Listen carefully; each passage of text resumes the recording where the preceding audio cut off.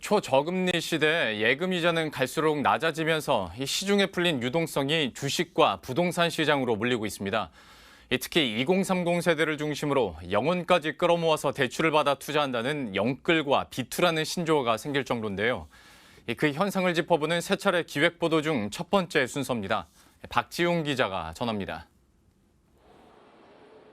20대 직장인 A씨는 최근 대출을 받아 해외 주식 투자를 시작했습니다. 테슬라 주가가 올해에만 500% 가까이 오르자 주식 투자를 자산 증식의 기회로 삼은 겁니다. 은행 금리가 너무 낮은 수준이라 예금을 해봤자 수익이 별로 안 나는 것 같더라고요. 근데 이제 친구들한테 이야기를 들어보니까 테슬라나 해외 주식 투자를 많이 해서 돈을 벌어서 저도 대출 한 3천만 원 정도 받아서 해외 투자를 좀 시작하게 되었습니다. 실제 올해 상반기 중 신설된 주식 계좌의 10개 중 7개는 2030 세대가 소유한 것으로 나타났습니다. 역대급 저금리에 주식 열풍까지 불면서 젊은 층의 주식 투자가 크게 늘어난 것으로 풀이됩니다. 주식 투자가 늘면서 돈을 빌려 주식을 투자하는 신용거래 융자도 크게 늘었습니다. 지난 3월 6조여 원에 불과했던 증권사 신용거래 융자 규모는 5개월 만인 지난달 18일 역대 최고치인 16조 원을 넘어섰습니다.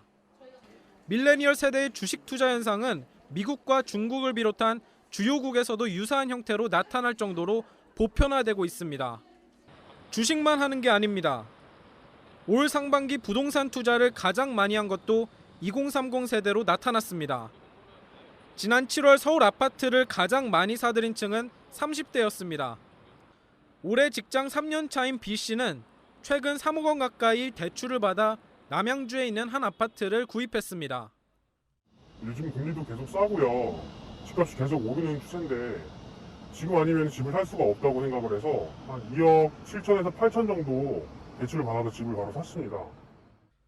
매매했을 당시에는 4억 원이었지만 현재는 7억 원 가까이 거래가 되면서 대출금을 모두 갚고도 남게 되었습니다. 월급으로 꼬박꼬박 모은 뒤 약간의 대출을 받아 집을 사던 기성세대의 삶의 방식을 따르다간 치솟는 집값을 따라잡지 못해 평생 전세나 월세를 벗어나지 못할 수 있다는 불안감이 2030 세대를 엄습하고 있는 것으로 분석됩니다. 다만 대출이 가파르게 불어나면서 향후 불거질 수 있는 2030 세대의 부실을 우려하는 목소리도 나옵니다. 가격이 지금처럼 올라가고 있을 때는 괜찮은데요. 가격이 내려가거나 아니면 일부 종목의 가격이 빠른 속도로 하락하는 경우에는 그 신용대출이 전부 다 빚으로 올 수 있습니다. 저성장과 저금리라는 경제 환경에 놓인 2030 세대들이 고수익의 기회를 찾아 사투를 벌이고 있습니다. 머니투데이 방송 박지웅입니다.